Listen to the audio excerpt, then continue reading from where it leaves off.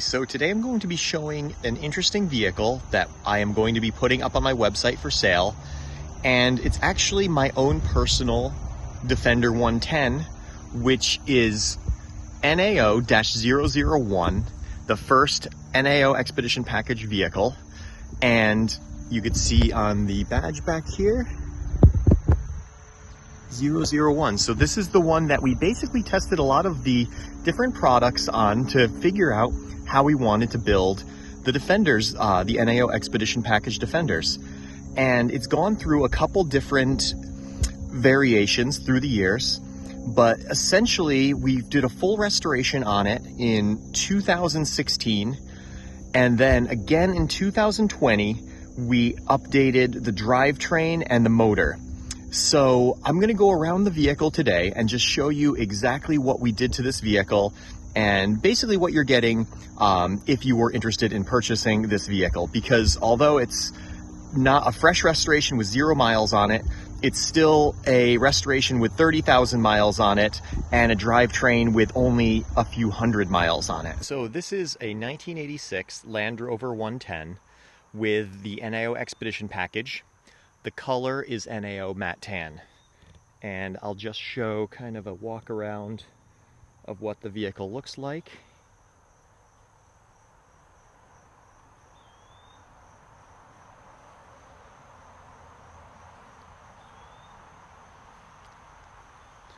Okay, so the first thing that anyone would probably be interested in is what motor does this vehicle have? Because we all know that Land Rovers certainly have a plethora of bad, undesirable motors. So we have a Cummins R2.8 turbo diesel engine. So this is a crate engine that Cummins offers with a turnkey wiring harness and pretty much everything you need to install it in just about any vehicle. So this is a perfect fit for the Defender. It's a more powerful engine than any of the factory Land Rover engines. It makes, I believe, about 165 horsepower and 310 foot-pounds of torque, which just the torque alone is a pretty extreme improvement over any of the Land Rover engines, and you definitely feel it when you're driving this vehicle. And we have an AliSport radiator and AliSport intercooler with a Spall electric fan. We have all new radiator hoses. It has the genuine Land Rover expansion tank here. The exhaust system is all new. And keep in mind, some of these components are new as in only a few months old, and others were new as of 2016. So I'll try to describe which is which. But the exhaust system on this, the downpipe for the Cummins engine is new. So you can see the stainless steel downpipe that we made here.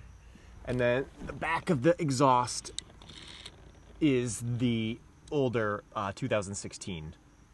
So to mount the engine, we used the factory Land Rover TDI motor mounts, which we modified to fit the Cummins block. So actually the bolt pattern is fairly close to the Cummins blocks. We simply modified the motor mounts that bolt to the block. That way we could use the factory 300 TDI rubber mounts, which are really nice and soft compared to the ones you can get from Cummins.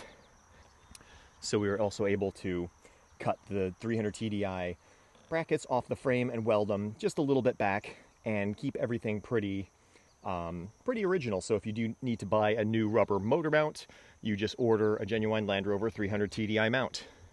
Okay, so onto the transmission and transfer case. So this vehicle had an Ashcroft rebuilt R380 and LT230 in it when it was a 300 TDI, and I really liked the build quality of the Ashcroft units. So when it came to do the transmission and transfer case for the Cummins swap, I actually went with an Ashcroft R380 stubby, made it up to the engine with a bell housing from Quick Draw brand. So they actually make a short bell housing that will allow the R380 to bolt directly up to the Cummins R2.8, which is really nice. and I went with the shorter version, the stubby version, because the longer bell housing would put the engine too far forward and it would end up hitting the left-hand drive steering box.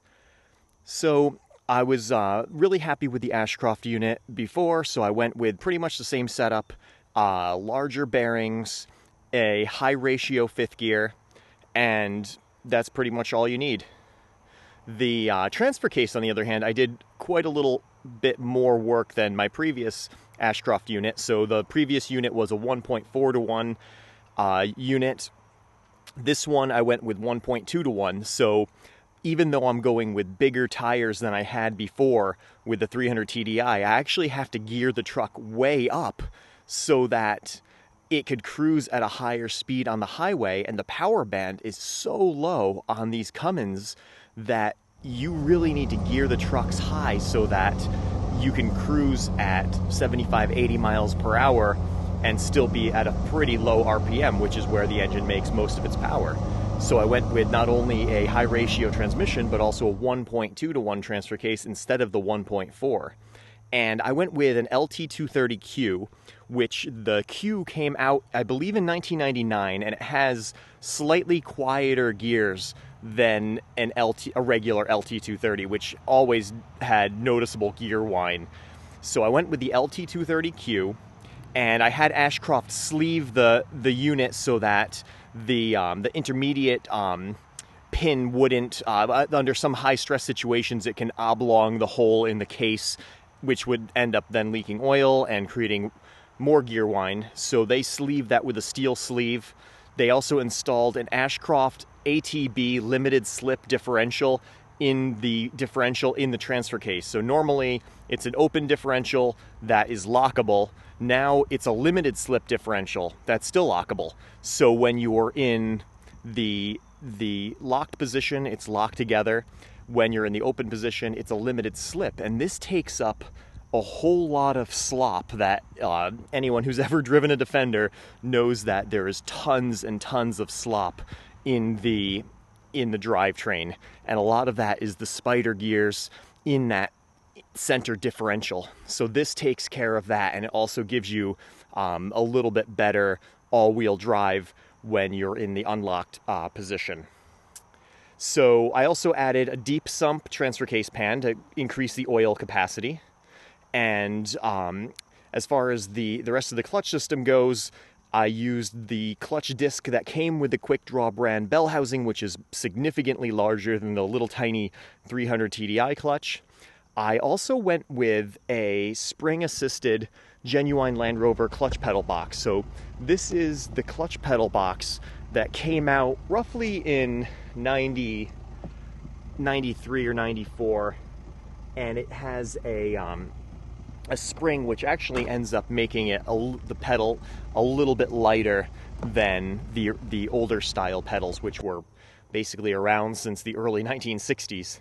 So I feel like that's a pretty good system. Of course, I went with a new genuine Land Rover clutch master cylinder, because whenever you have the chance to change that, even though it was only from 2016, if you have a chance to change one, always do it, because they don't last a really long time. We did go with a stainless braided clutch hose as well, and a new slave cylinder that works with the Quick Draw brand bell housing. So we also have a wide angle drive shaft on the front and a new rear drive shaft, but luckily the transmission is in the exact same position as the 300 TDI transmission, so custom drive shafts were not made. I just went with new units so that everything was fresh, so that it could handle the 300 foot-pounds of torque that this engine makes, which is more than any Land Rover components were ever designed to stand up to. So the transmission, yeah, it's basically in the same position as the factory 300 TDI transmission. So the transmission tunnel is the same, the seat box, none of that has to be modified. It uses the standard cross member that the 300 TDI used, which I had galvanized back in 2016 when I did the first restoration. Genuine Land Rover transmission mounts, which again are really soft rubber, so you don't have that hard vibration that's transmitted through to the body, because these bodies don't have body mounts. They're bolted directly to the frames. So the truck does have its original frame, which we had galvanized, and it still has the VIN number stamped in the frame. So if you were ever to travel with this truck to a country, I think maybe one or two of the Central American countries might require the body number to match the frame number on the vehicle, or if you ever wanted to export it to a different country, those numbers would have to match. This was an original rust-free frame that was in perfect condition that we had sandblasted and galvanized. Okay, so next is axles. And again, I wanted to make sure that the drivetrain was strong enough for the 300 foot-pounds of torque that this motor puts out. And I also wanted it to be strong enough for oversized tires and to handle locking differentials. So for the front, I went with an Ashcroft rebuilt 24 spline front differential, and we used their heavy-duty reverse rotation ring and pinion. So as you know, the front ring and pinion is basically driven in the opposite direction as the rear ring and pinion, which gives it a slight strength disadvantage. The reverse rotation ring and pinion that Ashcroft offers basically solves that problem. So in the front differential, we have the Ashcroft air locker, which works a whole lot better than the ARB air locker. The front differential is also pegged, which means there is kind of like a wear pad that's inserted just almost touching the ring gear, so that as the ring gear flexes and the whole differential carrier flexes, it doesn't, it basically rides on this wear pad instead of flexing so much that damage could be incurred. So that's a nice upgrade that they do as well. The front has their heavy-duty half shafts and also Ashcroft heavy-duty CV joints. So the rear, I had a Salisbury before, and I really didn't like the Salisbury because it hung down so low. So we went with this high clearance rear housing. And this housing is designed for a Wolf / P38 style differential, which is the 2002 and up 110 differential. And that's also 24 spline, and also got an Ashcroft air locker, and also is pegged. So pretty much as high strength of a rear differential as you can build for a 110. In the back, we also installed Ashcroft heavy-duty half shafts, and we used heavy-duty front and rear drive flanges, built swivel assemblies when we did the axle work recently, which means new swivel seals, new wheel bearings, new hub seals, and we also added a galvanized front differential guard. Okay, so for suspension, I kept it pretty simple, and I just went with genuine Land Rover springs front and back, so they're heavy-duty springs front and back. I went with the rear inner springs, the helper springs, I guess you could call them, that Land Rover used, and you can see them right there, so that when you are loaded up, it gives you a little bit of extra load carrying capacity, but when you're completely light and unloaded, the vehicle doesn't ride too bad. So with the genuine Land Rover springs, I used Old Man Emu shocks, which again, I'm just keeping things simple. So in the front, I have rubber spring isolators, which again, I'm just trying to kind of attenuate any of that drivetrain harshness and vibration. So the vehicle had a rear sway bar previously, which I've added new links and bushings to, but I actually added a front sway bar to this vehicle. And I know that that does hurt it in the articulation off-road, but I felt with the higher speeds that the vehicle is now capable of attaining on the highway, it really needed that. The body panels are painted in NAO Expedition Matte Tan, and when we did the restoration, we did this back in 2016, we removed the bulkhead, sandblasted that, did all the rust repair, seam sealed it, painted that. We used Puma galvanized steel doors, so the doors are the newer style. These are completely galvanized, so a magnet will stick to this, and that solves the galvanic corrosion problem that these had. And you could listen to how solid these are. That's also filled with Dynaliner and Dynamat, but they're certainly a much better door than the old junky aluminum skin doors, so you could see the steel frame. And these will pretty much never rot compared to the older doors. Same thing on the back. Puma rear door. Again, really heavy steel door and just much more solid than the original. Listen to how that closes. It has the original rear tub. We did add new outer fenders. We did a lot of galvanizing. We galvanized the underseat boxes, the inner wheel wells. Pretty much anything steel that we can galvanize was galvanized. Had all new weather stripping added in 2016, vent flap weather stripping, bulkhead to windshield frame seal here. We did a new windshield gasket. I mean, there's plenty of places where you could cut corners here, but we added a genuine Land Rover windshield, new genuine Land Rover gasket, which is like $250 compared to $40. But if you notice, no dry cracks yet. If that was an aftermarket windshield gasket, it would already be cracking in those corners, guaranteed. So we have corrosion resistant door hinges. These are the newer style door hinges. We have those front and back.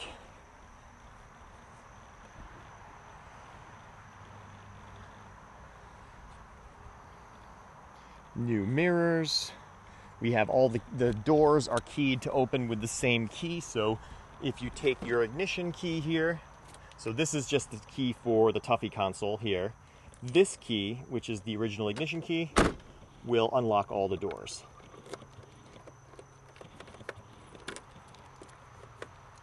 So it's just a little extra convenience. So I just kind of hand filed out all those tumblers so that the ignition key would open the doors.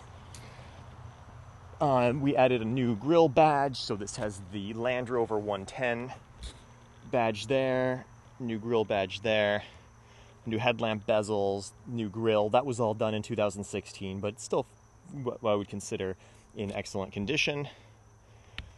New heater air intake on the fender, and the heater got a new blower motor installed.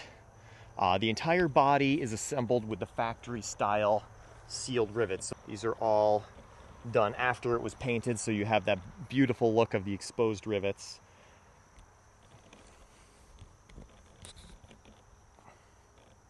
On the hood, it just looks so much nicer when the rivets are exposed, and it basically tells you that the whole truck wasn't just driven into a paint booth and sprayed at some cheap paint place like Mako. So we also have a folding step in the back to get into the back. So, because the back is basically like a camper in these. So you have the folding step here, and you have all that room in the back for a sleeping platform, a fridge. So as far as the interior, what we did is we did do a left-hand drive conversion. So you can see there's still cutouts on the dash where the original steering column came through, but that honestly doesn't bother me in the least. It does have new Puma black leather seats. So, I mean, I went through roll after roll of Dynaliner to Dynaline the entire roof, the entire floor, bulkhead, behind all the doors, behind the rear door. I mean, every place where you could add it. Just to make the interior a quieter place to be. I mean, this was when it was a 300 TDI without all that sound deadening. It would be pushing 100 decibels on a cross-country drive where you're driving 35 hours on the highway at 100 decibels. It's not a pleasant experience. So we got it down to I think like 85 decibels or so with all this sound deadener, but it was at an extreme cost and hardship to apply all of this Dynaliner and Dynamat to every square inch that we could. So we installed a new dash binnacle and support. Obviously it has new front and rear door panels because it has those new doors.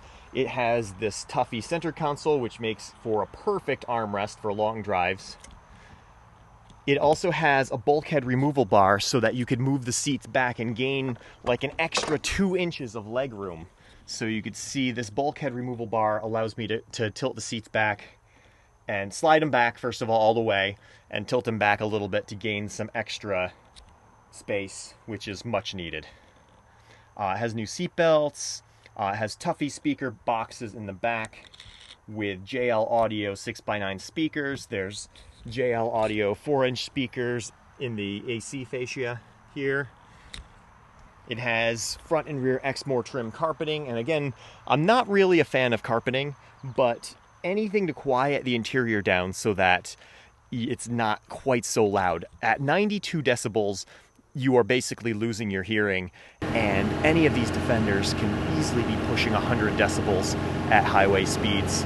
And we had so many situations where we would get out of the Land Rover and we'd go into a hotel and we almost wouldn't be able to hear what the receptionist is saying, because after being in a Defender at 100 decibels for 15 hours, your hearing is not what it could be. So anything to quiet it down is worth it. I mean, I'm talking just to get it to the level of, like, say, our Jeep Wrangler. We're not trying to make it Range Rover quiet. We're just trying to get it to the level of, like, a soft top Wrangler, which isn't saying much, but you know, these are very, very loud vehicles.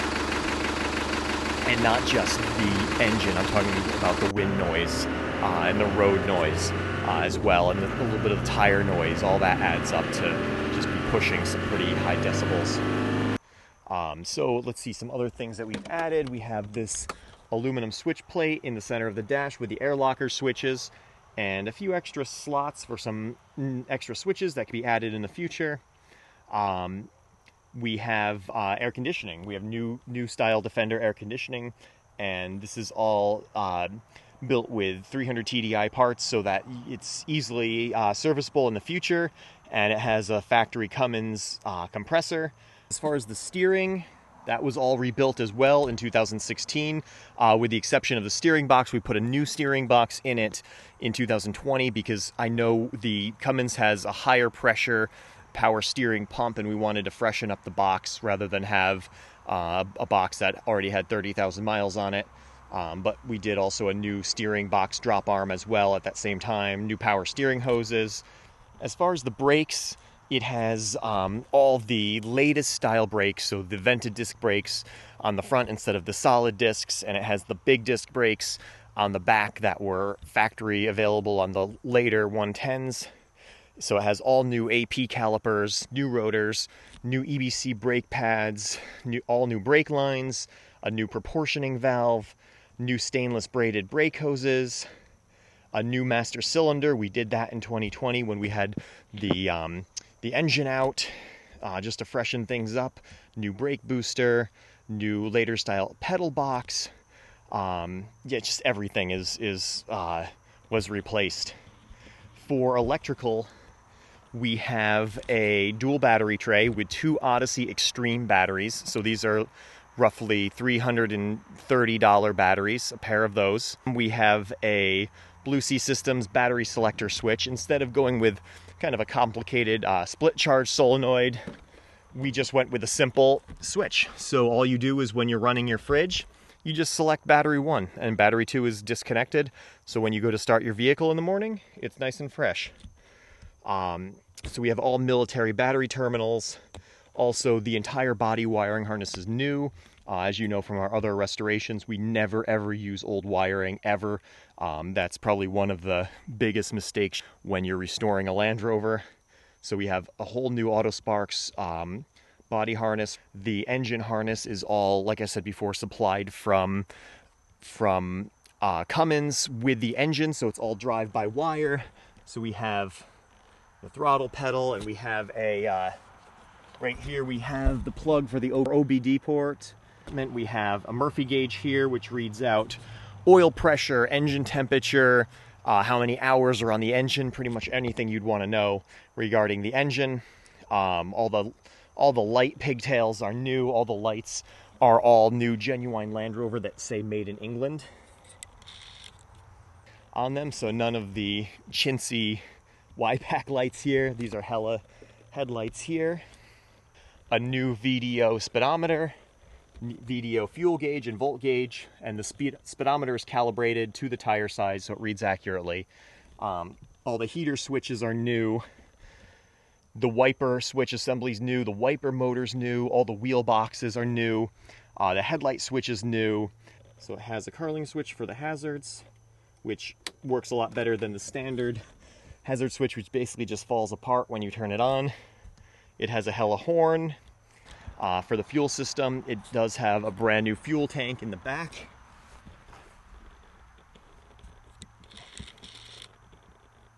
So new fuel tank.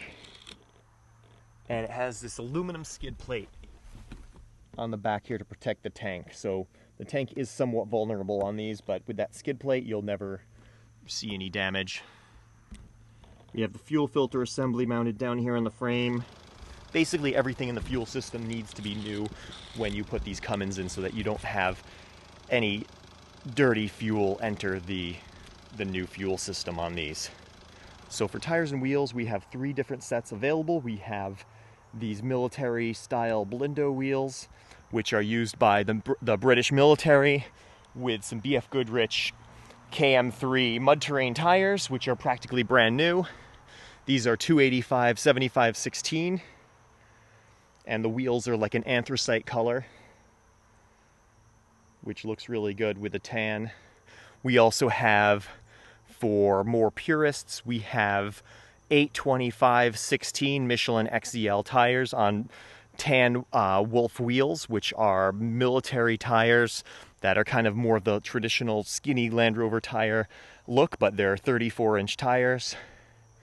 And we also have standard 235/85 all-terrains on Wolf wheels, just for kind of highway tires. But the tires that the vehicle is really built for are these 285/75s, or like the 34-inch Michelin tires. So even though we geared up the truck, we still were calculating to run on bigger tires, and that just says something about how much low-end torque these Cummins actually put out. And finally, so for outfitting, it has a full safety devices roll cage, which is a 6-point cage tied down to the frame. It has a Warn XD9000 winch on this kind of light-duty winch bumper. I had a much heavier duty setup, but I didn't really like the amount of weight over the front axle. So I ended up going with this very, very light-duty bumper that's kind of low profile and a somewhat light winch, but is still sized appropriately for the weight of this vehicle. I have an ARB compressor to switch on the air lockers. So there's rock sliders as well with these tree bars to keep the trees out away from the bodywork. And I also have these bumperettes on the back, which are nice to protect the very vulnerable quarter panels. So the vehicle, as you can see, it's really well outfitted for pretty much any adventure you can imagine. The body does have 30,000 miles on it, and it does have some off-road use in there as well. On the rock slider, you can see there's a little bump here where I contacted a rock. There are some light scratches on the body. So really, you don't see those scratches very readily on this NAO Expedition matte tan paint, but there are scratches there. They're just really hard to see with this matte paint. There's a little bend on this window here. Also, the window felts have kind of deteriorated over the years and do need to be new ones to be installed. And also keep in mind that I never garaged the vehicle. It's basically sat outside since 2016 when I restored it. I don't have any space to put this inside because, as you know, we have lots and lots of Land Rovers that are also fully restored, and this one really would just stay outside. And it's held up very well for a vehicle that has stayed outside. It has been driven in some salt in the winter because this was a daily driver. It was basically my only car for many years, and I would therefore drive it straight through the winter. And some of that is taking its toll on it. Like you could see, there's some corrosion starting here. There's some corrosion starting right here. There is a crack in the quarter panel here, where the roll cage is down underneath this, and when you kind of pushed off a tree with this roll cage in a situation, it strained this quarter panel and cracked the body filler on the quarter panel. Same kind of thing happened over here. You could see here's a scratch here. So there are small flaws, as you'd expect from any vehicle with 30,000 miles that was built in 2016 and essentially sat outside for that time. But we did do a lot of freshening up to the interior during the motor and drivetrain swap. So this vehicle is pretty much ready to go. I did not test the vehicle very thoroughly since the motor was put in. Since a little bit before we finished up the drivetrain swap, I actually moved on to a different Defender and have been driving that and enjoying it and doing cross-country drives and really enjoying that vehicle off-road. And I'm also building a series as well. So with those two vehicles, I don't really have the bandwidth to drive a third Land Rover, and I think I'm going to let this one go. So and maybe build something new and completely different. So this one's up for sale. It's ready to go, but keep in mind that this drivetrain is completely untested. Everything's working great, but there may be things, there may be things that are rubbing on hoses, or you just don't really know unless you have driven the vehicle for tens of thousands of miles. So keep in mind it's not a factory original vehicle. There are some custom modifications to it. And that type of stuff always requires attention and sort of an eye for where problems could arise. So I think it's a really good looking vehicle and built for pretty much anything that you can imagine to do with the Defender. Any sort of off-road trip or overlanding trip, I think this vehicle would perform really well.